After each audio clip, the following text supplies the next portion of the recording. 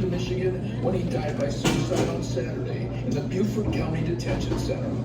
35 years of guilt expresses itself in different ways, and that's apparently how this was resolved. So what was your reaction when you heard the news that he had taken his own life? Were you angry? I was very, Barbecue very upset. leftovers. I think that guy owed a lot of us an explanation, especially Courtney. And to deprive people of that is cowardly. It really bothered me. He wants to know how Waters could have moved on with his life. Apparently, there's no criminal history, and he lived a prosperous life. He's loved by his family, and he was respected in the community, and he apparently did well. I think by what happened, I think that he, one, admitted that he did it, and two, admitted that he's a coward. Investigators in South Carolina are not saying how Waters died. They say his death remains under investigation. In Centerville, Ken Colker, News 8. The Van Buren County Prosecutor's Office has authorized charges against a man for hitting and killing a road worker in March. Renee Rangel was killed while working in a construction zone near Lawrence. The suspect, a 30-year-old from Hartford, has been charged with 2 felonies, which includes operating while intoxicated causing death and moving violation causing death in a work zone. The suspect was arrested today by state police and is awaiting arraignment.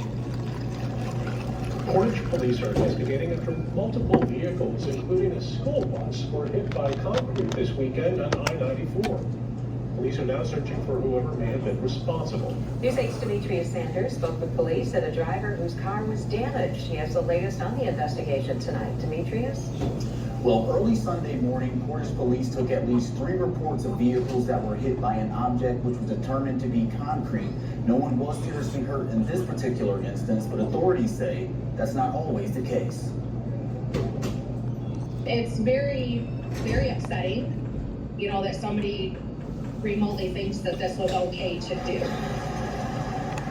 Battle Creek resident Sarah Stimack was traveling along I-94 near Sprinkle Road with her husband early Sunday morning when the unexpected happened. Out of nowhere, something had hit the car. We didn't know what it was. We were not by any bridges or anything like that, and it bounced up and it hit right here. The object shattering their passenger side window and damaging their car door. A scary situation that Stimack says had the potential to be worse. My husband actually had just rolled up his window because it was all the way down. So if he would not have had rolled up his window and left it just cracked, it's hard telling what would have happened. And the Stimacks were not alone. The Portage Department of Public Safety received multiple reports early Sunday morning of vehicles that were struck by something on westbound I-94 near Sprinkle and Portage roads. We had a school bus involved, a semi-truck involved, and at least one passenger vehicle involved. All of them had damage to either windshields or side windows. Arnold says the vehicles were hit by pieces of concrete. There is construction in that area, but he believes it may have been thrown by someone. The potential is that something fell from the overpass, but that's probably highly unlikely.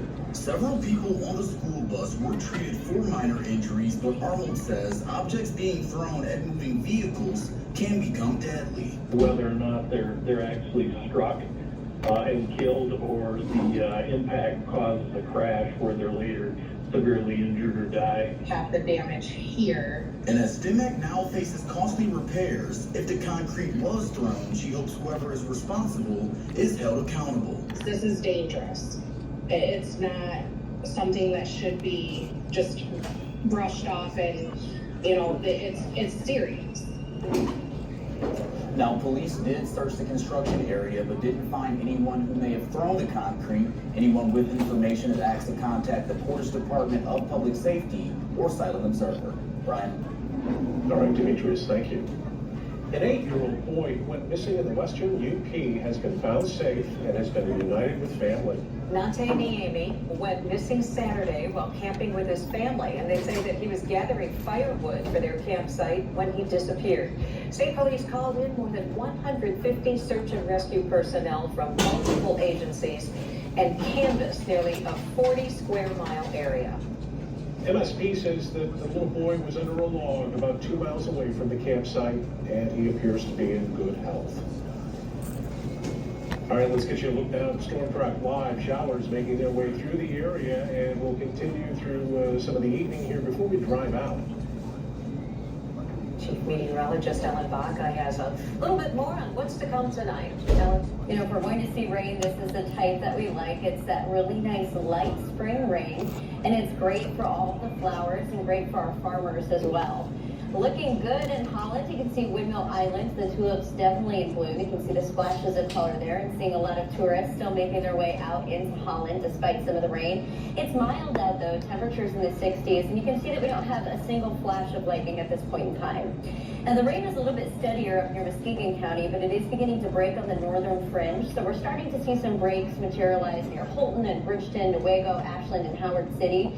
A bit steadier, light to moderate showers through Holland, but it's also patchy in Kalamazoo, Matawan, Vicksburg, and over towards Battle Creek. So your expectation and experience of the rain is a little dependent upon where you live. But here's the thing, it's all going to clear up tonight with the big activity staying far to the south of us.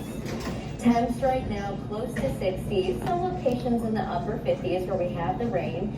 And if we look at your future cast tonight, we should start to see it fizzle by 8 o'clock with some breaks in the clouds and even some sunshine by tomorrow morning. Coming up, we're going to be talking about how much sunshine we can hang on to throughout the week. All right, Ellen, thank you. The next big thing for Grand Rapids is one step closer to reality. The Grand Rapids Kent County Convention Arena Authority has signed an agreement to reimburse Grant Action 2.0, the private group behind the Van Andel Arena and DeVos Place, for work on the planned 12,000-seat amphitheater downtown. It's Joe LaFurci has more on what that agreement means. This latest action by the Convention Arena Authority is a formality, but it's also one more in a series of steps to bring an amphitheater here to this riverfront site, now home to garbage trucks and salt piles. It will sit on the north end of the property, currently owned by the city of Grand Rapids and home to a number of city services, including public works. The city agreed to sell the riverfront site land, which has been targeted for redevelopment for decades, to the Convention Arena Authority last year. The amphitheater would anchor a larger development along that section of the grant. Friday's agreement will reimburse Grant Action 2.0 for architecture and construction costs. Planners are hoping for a 2026 opening date. I would say the level of confidence is, for me, it's easily achieved because I look at the success and the procedures that went through for Van Andel Arena and DeVos Place. And these are the exact same, it's the same playbook, for the most part, the same players, and the right people are all rowing in the same direction to get this amphitheater built. At 7, we'll update you on the timeline for the project. In Grand Rapids, Joe LaFurci, News 8. Up next, we take an inside look at the use of force training in Kent County, how they're taught to de-escalate dangerous situations.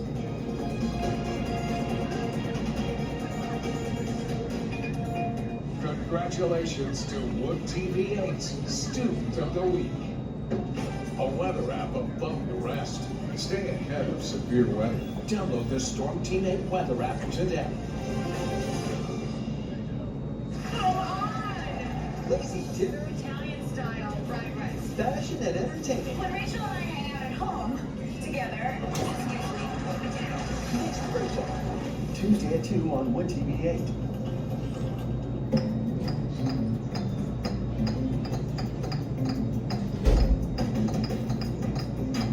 When they compete, we help fight hunger, and everybody wins. Get your tickets to the Meyer LPGA Classic for Simply Give. At Rapids Home Services, we start with options. We know that having choices is where great service begins. Whether you need a full installation or a system tune-up, whether you're keeping warm or staying cool, and we always have the right tools for the job. Having all the options means getting what you want. Satisfaction guaranteed. Rapids Home Services. Expect the unexpected. Ever suffered contractor phase? Luckily, there's a cure for the frustration of working with a common contractor. For cracks in walls, nasty crawl spaces, and basement concrete and water problems, call Ayers Basement Systems. We're a better kind of home repair expert.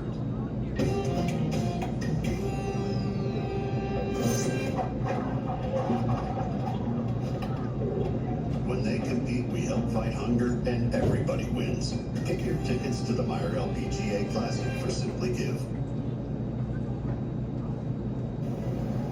With the microscope on police departments for training and policies, tonight a closer look at how training has evolved for West Michigan law enforcement. The Kent County Sheriff's Office offered a first-hand look for media today at its use of force training. News 8's Byron Tollefson went through the motions himself, and he joins us now with what he did. Byron. Brian and Sue, I went through the same de-escalation training that deputies go through all the time. With a real taser in my hand, I was tasked with resolving a situation safely and preventing things from getting any worse. The scenario: I'm a Kent County Sheriff's deputy charged with taking a domestic violence suspect into custody. Anthony. Sheriff's Department. With a warrant, we're led into his home and find him in the corner of his basement, armed with a knife, threatening to hurt himself if we don't leave. We want to help you, we don't want anyone to get hurt. With a real taser in hand, I try to talk the suspect down. Can you drop the knife? We need you to drop the knife. I threaten to fire if he doesn't comply. I'm going to use this if you don't drop the knife. Please drop the knife. Drop the knife. Despite repeated verbal warnings, the suspect doesn't listen. So from several feet away, I fire the taser. I'm using this, Anthony. I'm using this. All right. The taser was effective, so the suspect would be under neuromuscular incapacitation, temporarily stopped for just 5 seconds. That's when deputies have to quickly race in and put the suspect in the